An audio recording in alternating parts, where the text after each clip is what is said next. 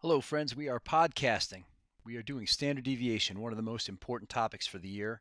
We will revisit this every week for the rest of the year. It's a very important idea. So, what I want to do is, without scaring you, take you through where the standard deviation comes from. Most of the year, we're going to be given the standard deviation or have our calculator do the calculation, and we mostly just have to be able to interpret the standard deviation and use it. But I want to start by showing you where it comes from and having you not be scared of the formula.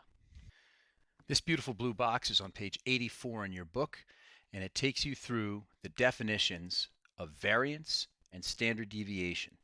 Notice variance is s squared and standard deviation is s, and you can get the variance by squaring the standard deviation and the standard deviation by taking the square root of the variance.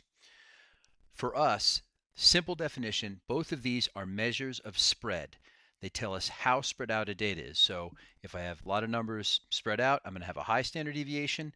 Numbers close together, small standard deviation. Okay, so let's start with a simple example.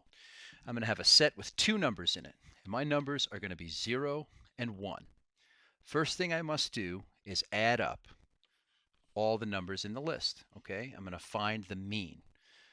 So capital letter sigma right here, that means sum. I'm going to add up all the x's. Well, 0 plus 1 is 1.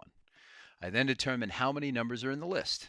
That's my sample size. That is 2. I have 2 numbers. To find the mean, which henceforth will be x bar, I take the sum of all the numbers and I divide it by how many numbers there are. This is the same average you've been doing since the 4th or 5th grade. So 1 over 2 is 0.5. So the mean for this set is 0.5. So it's the same thing you've been doing since 4th or 5th grade. Don't be scared just because there's a Greek letter in it. Okay, next step. I'm going to take each number in the set and subtract the mean from it. So 0 minus 0.5 is negative 0.5, and 1 minus 0.5 is positive 0.5. Next step is to square those numbers. Okay, so I'm going to square each number minus the mean. So negative 0.5 squared is 0.25, and 0.5 squared is also 0.25. All right, so I'm getting close here. So now I'm going to add up the sum of x minus x bar all squared, and that's going to equal 0.5, 0.25 plus 0.25. Notice that that's exactly what this is. When I'm calculating a variance, all right, I'm going to add up each number minus the mean squared. And that's what I just did.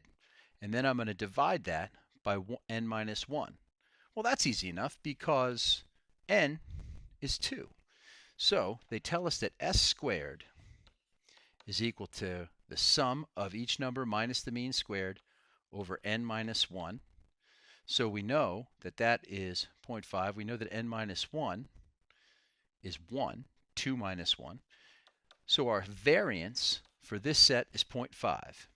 And we know that the standard deviation right here is just the variance, the square root of the variance.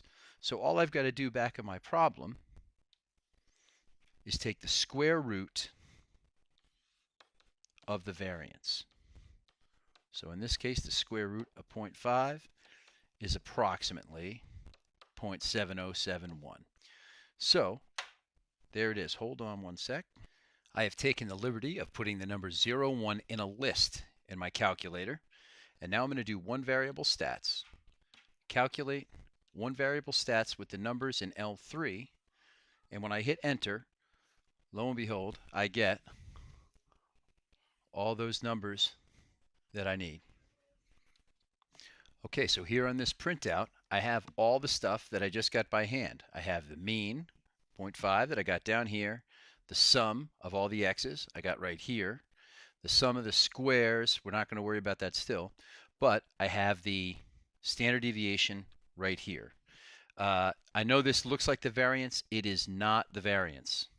Okay? Not variance. That is still a standard deviation, but we'll get to that later. It just happens to come out the same on this problem. And I also, of course, have the n equals 2. All right, I'm going to give you one to do.